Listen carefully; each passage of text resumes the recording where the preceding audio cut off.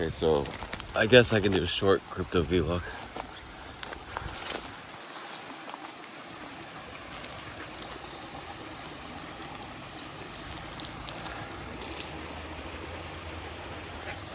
So this isn't gonna be a long one. It might just be 10 minutes, like the old school vlogs. Keep it short, keep it sweet. Shout outs Foundation, Sentinel, Tyroked, Comfy, and Jamie. The dirty, the fearful 5 commenters in every vlog.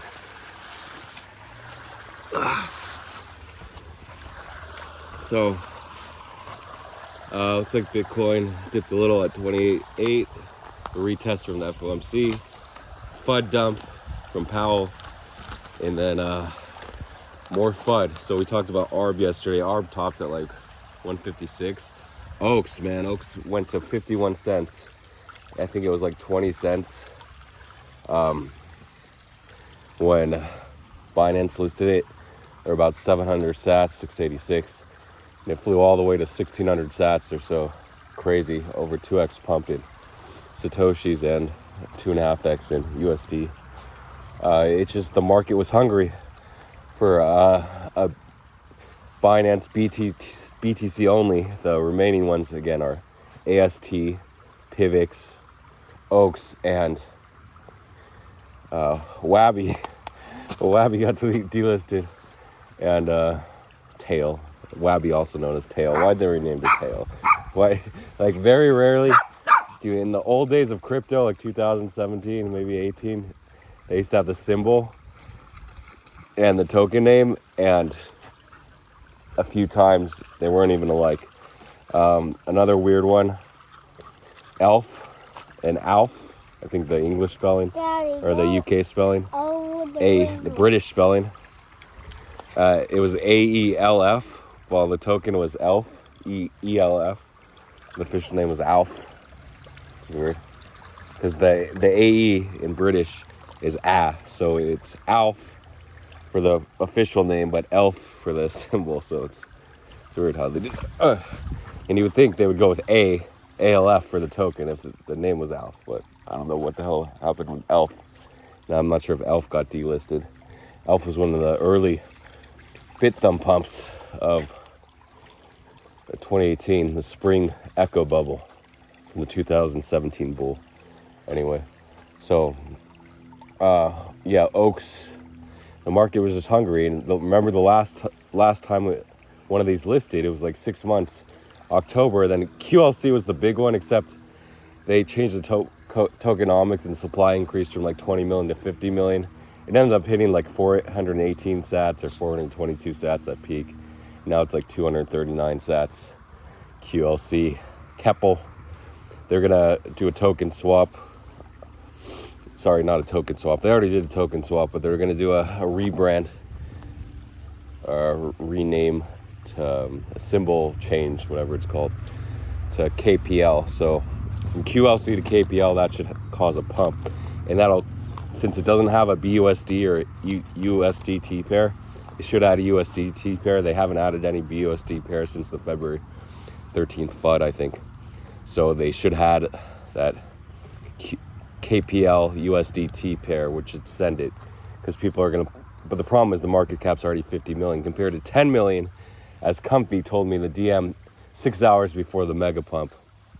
I just wish I wrote it. Congrats to Golf for actually hopping on around 1,000 sats and riding it. He's still holding. I think price is like 14.50. It dipped a little. Yeah, so that's the big Oaks pump. Congrats to Karen for making like 120,000. He believed. His bot worked. He believed, and he wrote it out. Oh, look at the baby waterfall over there. A little baby waterfall. I can't zoom into 3x. I think I could download a camera app to allow me to zoom into 9x, the full zoom, while recording in half x zoom. Should we go across the river? We can walk back across the river here. So I'll talk about the biggest play of today. It was actually today, the same day. I don't have to talk about yesterday. Oh yeah, so ARB topped out, I think, at 156. Then with FUD, it went back to 128. I mean, it's a decent dip to buy. Whenever you get a retrace like that, we'll see. Maybe I'll go home and buy like 10,000 or small. 10,000 is a small buy. Under what? Under those leaves. I can't. These leaves. I'm gonna go this way. Oh, We're gonna walk across. Hopefully we don't fall in. I mean, I can't be the first human to walk across this. Okay, it held his weight, but he's only 50 pounds and I'm 250. No, 240. Okay. Yeah, it held my weight. I mean, so far. I don't know how these are gonna hold at the end. Not that well. But they held. Okay. Made it across. the dogs went across the bridge too. Yeah, they did. You want to try to walk across the bridge? No.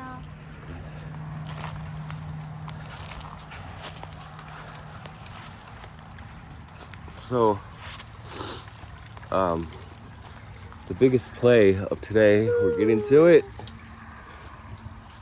is take a minute to talk about it.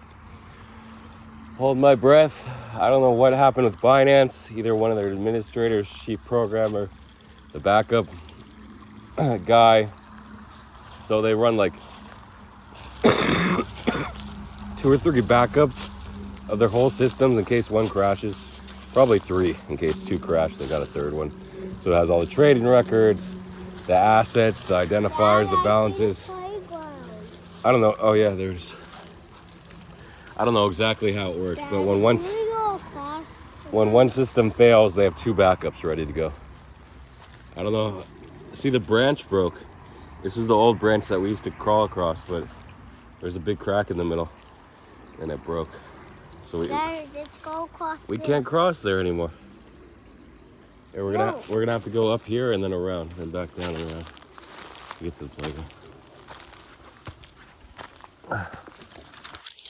So suddenly there was an error, I guess, in one of their drives or programming or coding. I don't know exactly. I didn't read the incident report. I don't know if they published it yet or if CZ said it. Where they had to halt spot trading. And it was immediate halt too, I think. Did they announce it was going to be halted in a few minutes or an hour? Or was it just immediate? Suddenly they had to shut it down. But you had a few minutes at that point when CZ tweeted or Binance tweeted that you could short. So it's never good when Binance goes down. Some people are thinking, Binance is down, they're going to pump all the coins up. No.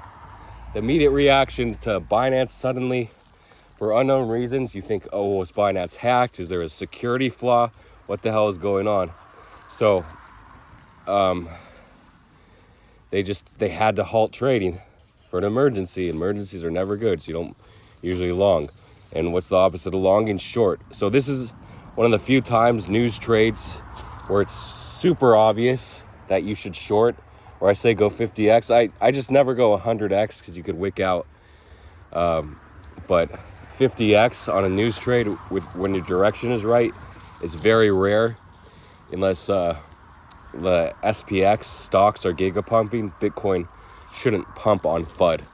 So we had the Tron FUD the other day on Wednesday, I think, or yeah, where the market dumped, but that's because stocks were dumping too with it. So rarely do you have a bullish, where Bitcoin and stocks are gigapumping and then the FUD comes in.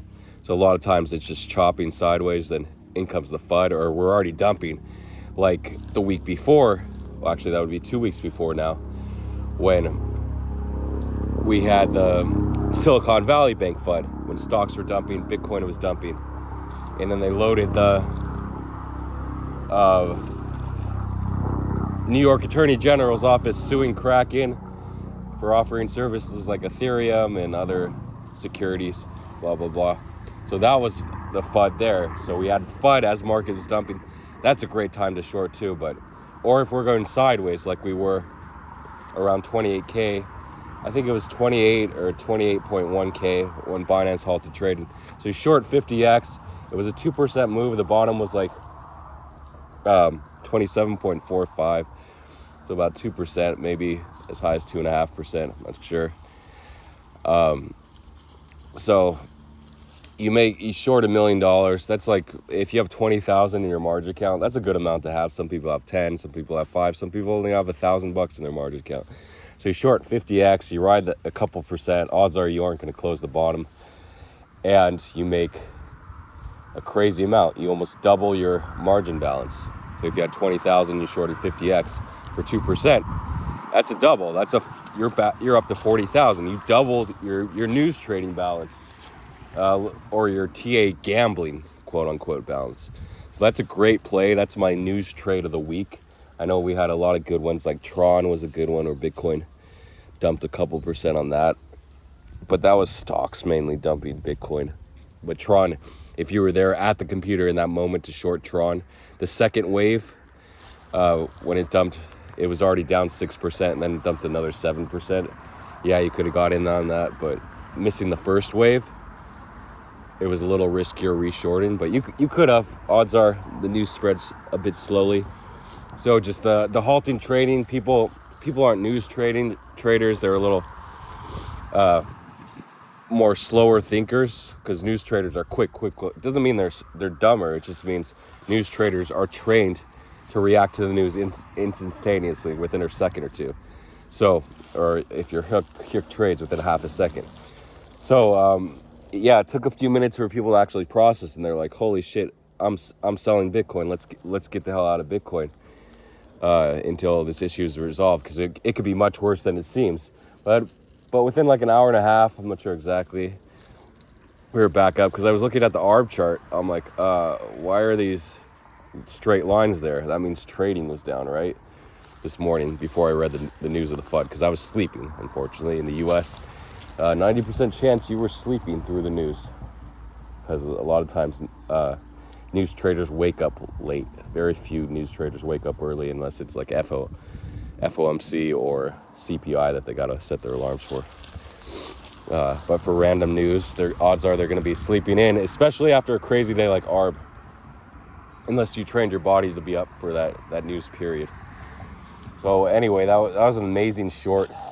So you had about 5 minutes to enter. I think it didn't start dumping until like 4. The news came out. I think the first tweet I saw was at 4:38 a.m. Pacific time, 7:38 a.m. Eastern time, noon 38 European time, and 2:38 p.m.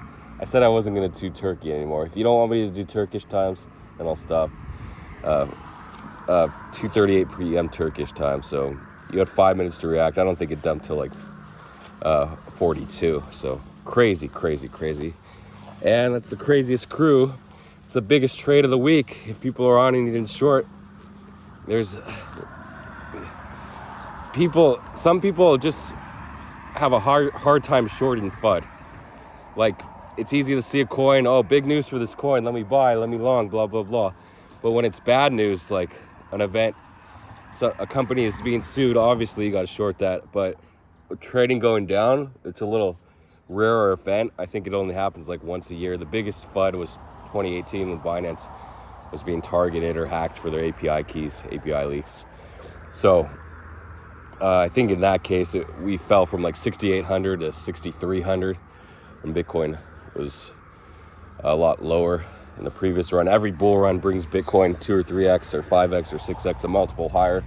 From the 2017 bull run in comparison to the 2021 run, or the 2021, whatever. The actual base to peak was 3,000 to, what was it, 3,500 to 69, so like 20x. But what was the previous base? Like 200 to 20,000, 100x. From the 2015 bottom, I think, to the 2017 December peak. So 100x versus 20x, each multiple from the bottom is getting smaller. If our bottom was 15,500, there's a chance the economy crashes. There's a chance we do go lower at the end of the year or early next year, or maybe the halving's front run and we don't go lower. or maybe the 2024 having, I mean, odds are it won't, people are saying it's not going to take us back to 69K. It might take us to 50K, but we'll see. And then that should bring us lower than 15.5K, which was the November FTX FUD bottom. So, yeah, each cycle is getting less and less dramatic. So the pump to $1 million is going to be harder and harder. Like GCR says, the next cycle top for Ethereum is going to be 10,000, but it should be like 50,000. Yeah. We're gonna have to step. You want to step on the rock? Do you think you can step over it? See if you can jump on the rock and jump over. No. You don't? You don't want to try? No. Jump on the rock. No. You can do it. No. Hey, Rusticles, jump on the rock. Jump on the rock. Go to the rock. He's gonna go to the mud first, and then he's gonna just walk across. Are you gonna go on the playground or not? No, please. Okay, I'm just gonna go to the car. Yeah. Alright. Daddy, Yeah. can we go to Grandma's house? Maybe. So, and that's it. That's the summary events. A big summary slow vlog. Daddy, Thanks to the Fearsome 5 vlog watchers. Daddy, call Grandma. Yeah, I'll call her. Don't worry. And that's it. So, how is life treating you? Everyone has their challenges. Remember, I talked about in my December, January series. Life is tough. We got our challenges. How are we going to overcome them? No matter if you're 7 figures, 8 figures, 9 figures, 6 figures, 5 figures. Most of our challenges are going to be financial. How to build up your wealth, or just to be financially secure. But when you hit 7 figures, the question is, how do I keep my wealth? Or what's the best way to magnify or compound my net worth? So a lot of different challenges. You tend to have more problems. I mean, more problems that need solutions when you're high net worth. You have to worry about higher taxes, not just income tax, but property taxes, estate taxes, whatever, and business taxes if you're running a business. The people that are high net worth, generally over 7 figures, they have businesses unless they're in crypto. But like 8 figures, usually you definitely need a business to be that high, to be over 10 million, unless you got lucky enough in crypto through grinding. But that's less than like 0.1% that are 8 figures. And 9 figures, probably 0.01%. Anyway, that's that. See you guys in the future. Thanks again for watching. I always get nervous about these German Shepherds because they like to put their heads to the ground when they sniff. And I'm like, oh, are they gonna be fucking like full defense mode if a dog comes after them? Some of them are friendly, but I always think like German Shepherds are notorious for being police dogs or protective dogs, so get a little nervous. But versus like pit bulls, Daddy, they have stereotype of being attack dogs too, or fighting dogs. But pit bulls are really friendly at the park. They're generally really playful around other dogs or people, unless they're not socialized. Daddy. Which shepherds like to chase balls. They're really good at that. Yeah. This is a German Shepherd. He's a little mix, lab shepherd pit.